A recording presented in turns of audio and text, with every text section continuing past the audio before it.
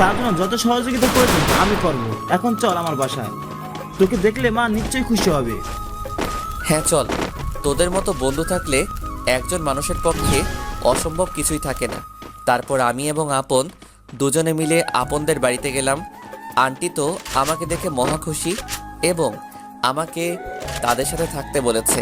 তারপর কিছুক্ষণ গল্প করার পর আন্টি বলল, আপন হৃদয়কে নিয়ে তো রুমে গিয়ে ফ্রেশ হয়ে আসো, আমি খাবারের ব্যবস্থা করছি। তারপর ফ্রেশ হয়ে খাবার খেয়ে সেদিনের মতো ঘুমিয়ে গেলাম। পরের দিন সকালবেলায় উঠে আপনের বাবার সাথে কথা বললাম। আপনের বাবা খুব ভালো মানুষ, সেও আমাকে দেখে খুশি হয়েছে। আমি মনে মনে চিন্তা করলাম, যাক, মানসিকভাবে নিশ্চিন্ত হয়েছে, এবার পড়ালেখার খরচ চালাতে কোনো কিছু করতে হবে। তারপর খাবার খেয়ে আপনের সাথে ভার্সিটির দিকে যাচ্ছি। এমন সময় আবারও নীলার সাথে দেখা। হাই, কেমন আছেন? আলহামদুলিল্লাহ ভালো, আপনি? ভালো। তা আপনার সাথে উনি কে? আমার বন্ধু আপন। আর আপন ইনি হচ্ছেন নীলা, ট্রেনে দেখা হয়েছিল। হাই নীলা। হাই। তো এবার যাওয়া যাক। হ্যাঁ চলো, দেরি হয়ে যাচ্ছে। তারপর ভার্সিটি থেকে ভর্তি হয়ে বাড়িতে ফিরলাম। আসলে আমার রেজাল্ট ভালো থাকায় এত বেগ পোহাতে হয়নি। আপনের সাথে ঘোরাফেরা করতে করতে আজকের দিন খুব ভালোভাবে শেষ হয়ে গেল। রাতে খুব তাড়াতাড়ি খাবার খেয়ে ঘুমিয়ে পড়লাম, কারণ কালকে থেকে আমার ক্লাস শুরু। আর হ্যাঁ, আপন ও আমার সিনিয়র, ওরও ক্লাস আছে, তাই আমার সাথে আপনও ঘুমিয়ে পড়ল। পরের দিন খুব তাড়াতাড়ি উঠে খাবার খেয়ে আপনের সাথে ভার্সিটিতে পৌঁছালাম।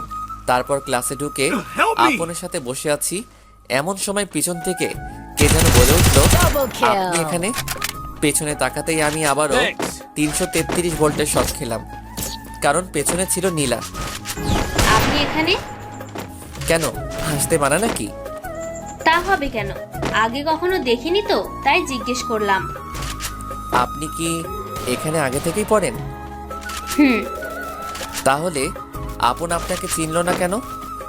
কে বলেছে চিনে নাই? এমনি না দেখার ভান করেছে। তো মনোযোগ দিয়ে ক্লাস করেন, আমি যাই। এ কথা বলে নীলা চলে গেল। অন্যদিকে দেখি আপন একটা মেয়ের সাথে কথা বলছে। আমি তাদের কাছে গিয়ে শুনি, প্লিজ বাবু রাগ করো না, কালকে হৃদয়ের সাথে ভার্সিটিতে আসছিল, তাই তোমার সাথে দেখা করতে পারিনি। কি হৃদয় আর ভার্সিটিতে কেন? আমি গিয়ে তাদের কাছে গিয়ে আপন কিছু বলার আগেই বললাম, জি আমি হৃদয়, আর কালকে আমার ভর্তির জন্যই এসেছিলাম।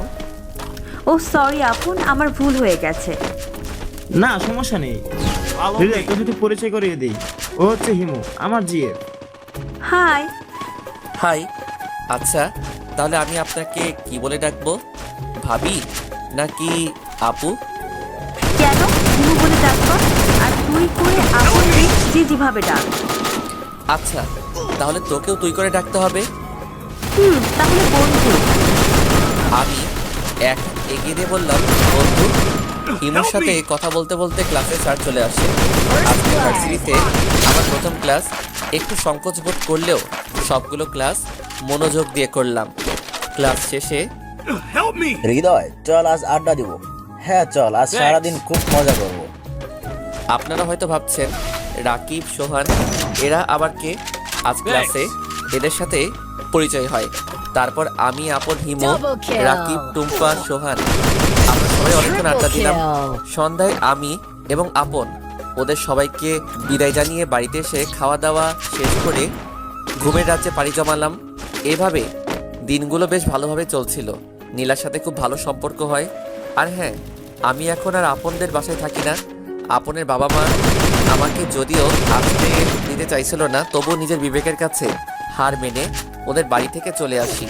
কোনোরকম 2টা টিউশনি জোগাড় করে আমার খরচ চালাতে হয়। এমন সময় আমার ফোন বাজছে। হ্যালো, আসসালামু আলাইকুম। কোথায় তুমি? কেন, বাসায়। ভার্সিটিতে আসবে না? যাবো তো। ও আচ্ছা, তাড়াতাড়ি এসো, তোমার জন্য একটা সারপ্রাইজ আছে। কি সারপ্রাইজ?